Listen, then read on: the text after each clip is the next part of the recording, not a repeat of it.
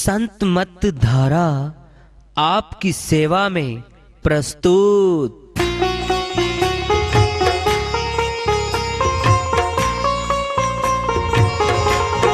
जो चाहता है प्रभु प्यारा वो आओ संत मत धारा। भक्ति भेद बता कर सारा वो कर दे भव के पारा। जो चाहता है प्रभु प्यारा वो आओ संत मत धारा। भक्ति भेद बता कर सारा वो कर दे भव के पारा। जो चाहता है प्रभु प्यारा।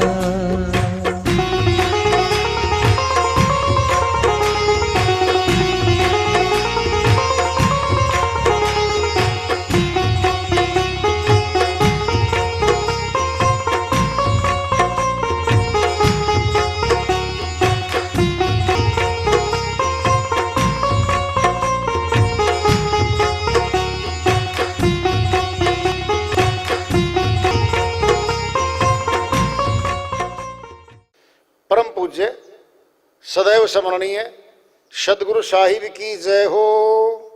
सतनाम साहिब। आदरणीय सर्व संतों की जय हो। उपस्थित आदर के योग प्रभु प्रेमी एवं जिज्ञासु आत्माओं, हम सभी पूर्ण पिता परमात्मा सभी सृष्टियों के रचनहार कुल मालिक हम सबके जीवन का आधार उनकी महिमा को सुनने के लिए एकत्रित हैं। मेरी सभी से अर्ज है कि मैं कोई जगत गुरु नहीं, कोई महाराज नहीं, कोई महामंडलेश्वर नहीं।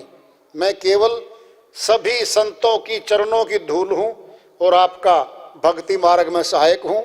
मैं अपनी सीधी साधी टूटी फूटी भाषा में, संदुकड़ी भाषा में भक्ति भेद के गूढ़ रहस्यों को उजागर करने वाले विचार आपके समक्ष रख रहा हूँ। यदि अच्छे लगे अपनाएं, नहीं तो गैर जरूरी समझकर विसार दें। हाँ, सत्संग ही एकमात्र प्रभु प्राप्ति का विद्यालय है, विश्वविद्यालय है ये। और हम सभी सत्संग में आए हुए हैं। हम जिज्ञासु तभी तो आए हैं। हम पिछले सत्संगों से वार्ता करते चले आ रहे हैं कि चेतावनी से प्रभु प्राप्ति की ओर। इस अध्याय को, इस वार्ता को आज फिर आगे बढ़ा रहे हैं। नित्यानंद इस जगत में नहीं किसी का कोई, आपको चालना यही मिलाप दिन दोए। स्वामी नित्यानंद जी महाराज अमरलोक के संत हुए हैं, हरियाणा प्रदेश में हुए हैं। वह अपनी श्रीवाणी में चेता रहे हैं, नित्यानंद इस जगत में नहीं किसी का कोई, पक्का साथी, पक्का नातीदार यहाँ कोई किसी का नहीं है। अलग अलग घरों में जन्म लेके मनुष्य आ रहे हैं, मौत पे अलग अलग जा रहे हैं। जिस परिवार में पति पत्नी आए, बच्चे पैदा, 6-7 बड़ा परिवार, 50-100 व्यक्तियों का परिवार बन जाता है। धीरे धीरे निकल जाते हैं यहां से। आपको चालना ये मिलाप दिन दोए। ये 2 दिन का मिलाप है। इसी में हम कुछों के साथ दुश्मनी बना लेते हैं, कुछों से मोह प्रेम करते हैं। यही है बस। समय बीत रहा है, एक एक श्वास 9 द्वारों में आज्ञा चक्र से, कुंभक से नीचे टपक रहा है और 9 द्वारों में किया गया सारा कर्म बंधन कारक है। फल जो है वह 9 द्वारों में किए गए कर्म का ही मिलता है। 10वां द्वारा गुप्त है, जहां से प्रभु भक्ति की शुरुआत है। तो मनुष्य तन मिला है, प्रभु भक्ति करने के लिए मिला है। उस भक्ति के प्रति जागरूक रहें, संलग्न रहे। प्रभु दयालु है, दया करता है, वह हमारे यहाँ के काम भी करेगा, जगत के भी करेगा, अगत के भी करेगा, अमरलोक में स्थान भी देगा वो। कबीर साहिब की श्री वाणी आ रही है, भजन के माध्यम से है, उसको लेते हैं। साहिब अपनी श्री वाणी में फरमाते हैं, किस भूल में दीवाना हुआ रे, किस भूल में दीवाना हुआ रे, किस भूल में दीवाना हुआ रे, किस भूल में दीवाना हुआ रे, किस भूल में दीवाना हुआ रे, किस भूल में दीवाना हुआ रे। मात पिता तेरे सुख के संगी, मात पिता तेरे सुख के संगी, बहन भान जी बुआ रे, किस भूल में दीवाना हुआ रे, किस भूल में दीवाना हुआ रे, किस भूल में दीवाना हुआ रे। हाड़ चाम लहू का पिंजरा, हाड़ चाम लहू का पिंजरा, जामे बस रहा हंसा सुवारे, किस भूल में दीवाना हुआ रे, किस भूल में दीवाना हुआ रे, किस भूल में दीवाना हुआ रे। काम क्रोध तेरे बड़े ही लुटेरे, काम क्रोध तेरे बड़े ही लुटेरे, है लोभ नरक का कुंवारे, किस भूल में दीवाना हुआ रे, किस भूल में दीवाना हुआ रे, किस भूल में दीवाना हुआ रे।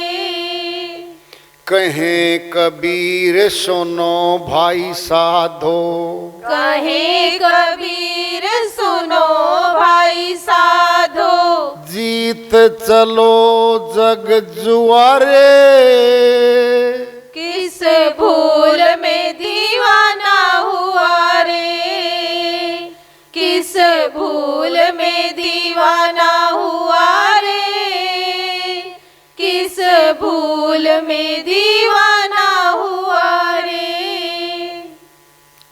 साहिब की श्री वाणी आई है, उन्हीं की दया से मेहर से इसको असल करते इसका अनुवाद कर लेते हैं। भूल क्या भूल है,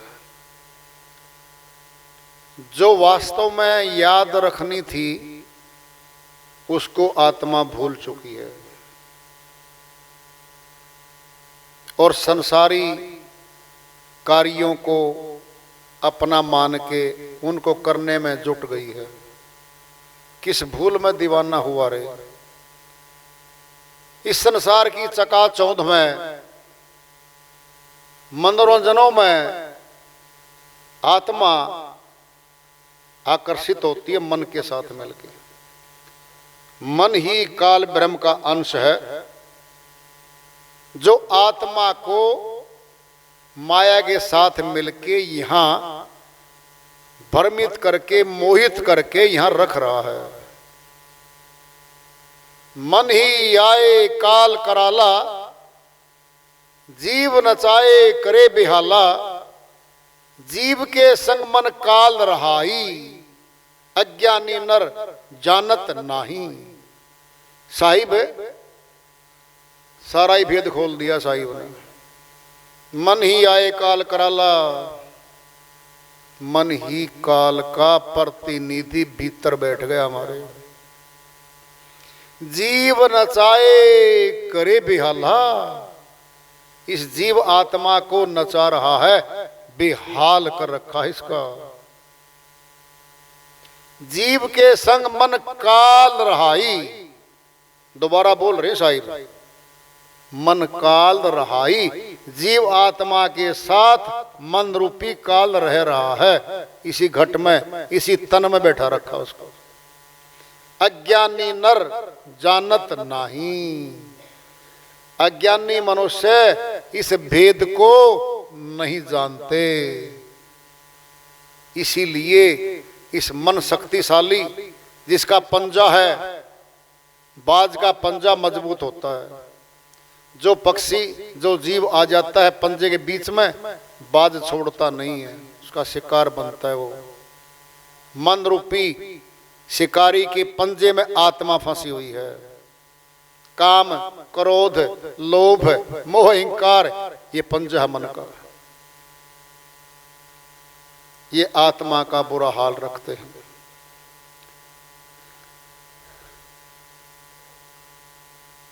मात पिता तेरे सुख के संगी, बहन भांजी बुआ रे, सारा परिवार आ गया निकट का। सुख में सभी आएंगे हमारे पास।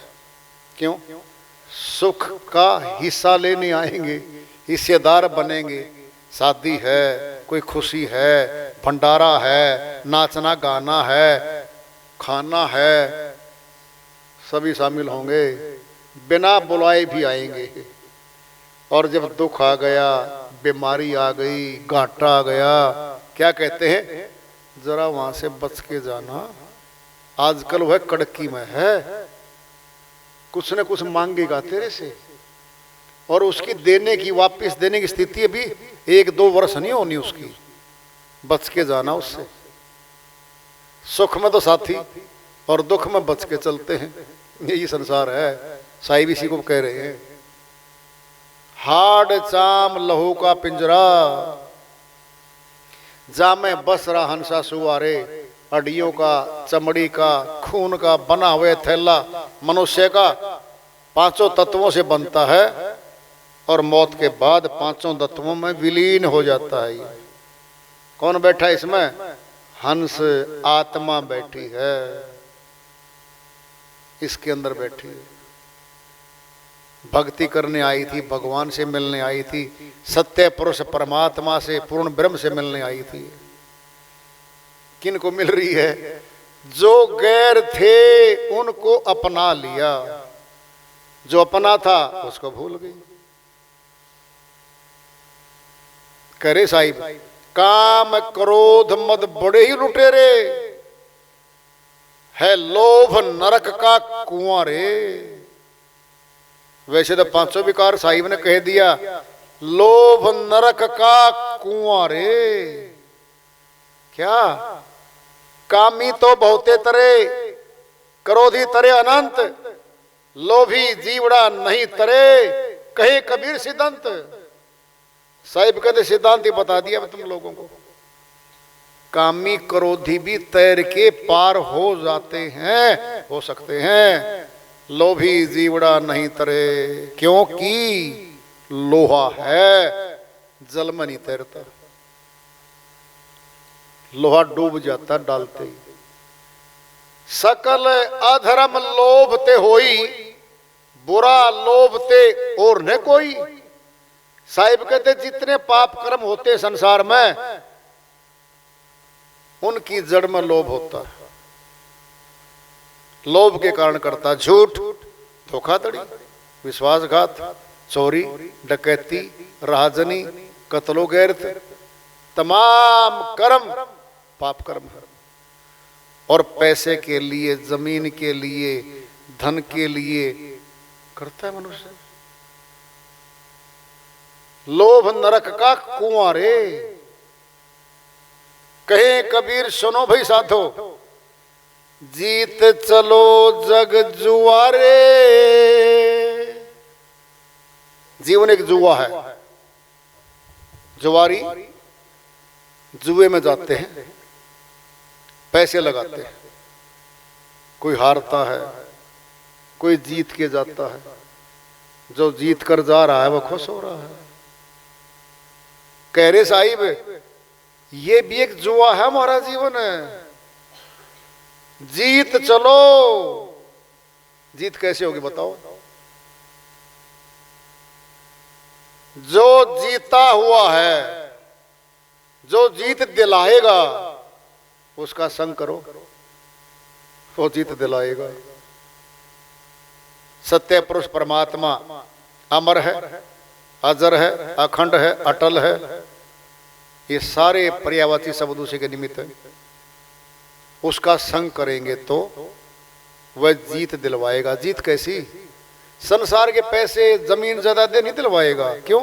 ये सारा नाशवान है, छूट जाने वाला है। अविनाशी धन दिलवाएगा वो। दृष्टांत लो। एक बार एक शिकारी तोते सुए बेच रहा था। एक सेठ जी ने खरीद लिया, पिंजरे में रख लिया। सेठ जी विचार करता है कि मैं इसको दाना डालता हूं, ये पिंजरे में रह रहा है और पिंजरा खोल दूंगा तो ये उड़ जाएगा, आजाद हो जाएगा। क्या किया जाए कि इसका पिंजरा भी खोल दूं तो भी ये उड़ के फिर वापस बैठ जाए। युक्ति सोची, अफीम का छोटा छोटा दाना उसको खिलाने लग गया।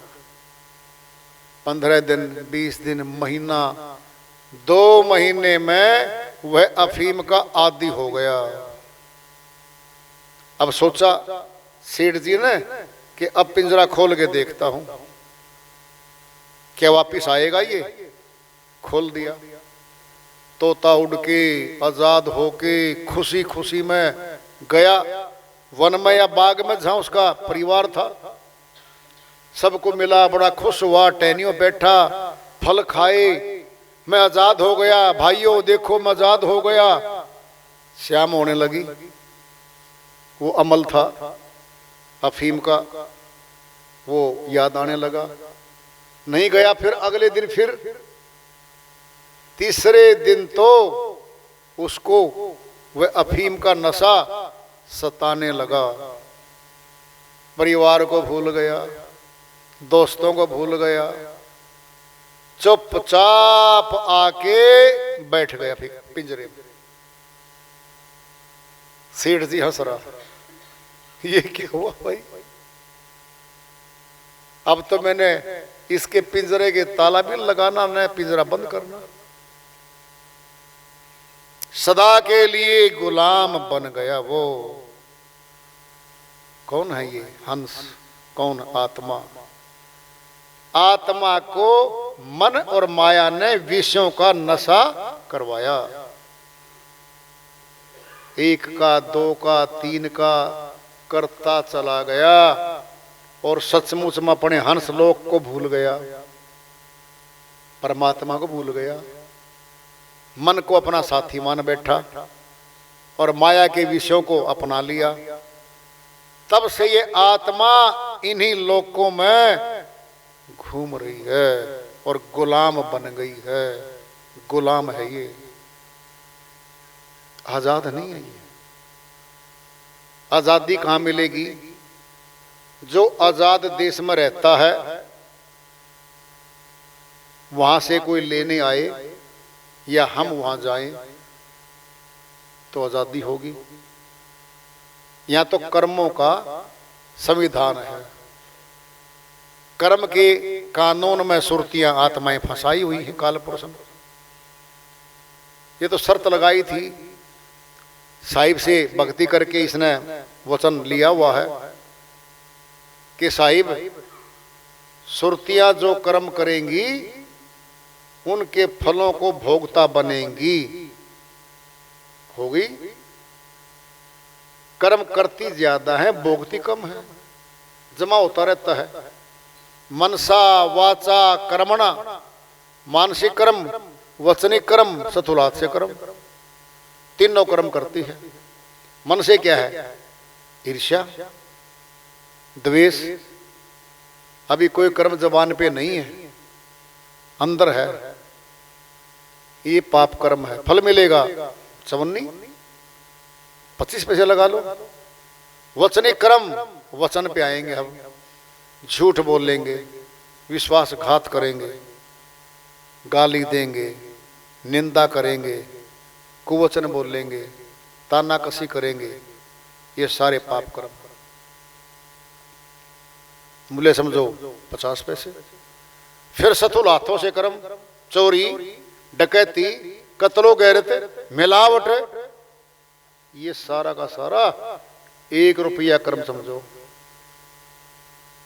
और वो जो छोटे छोटे कर्म कर रखे, मानसिक वचनिक, उन पे तो विचार ही नहीं करता ये कि वो भी कुछ कर्म किए होंगे, वो ज्यादा करता है।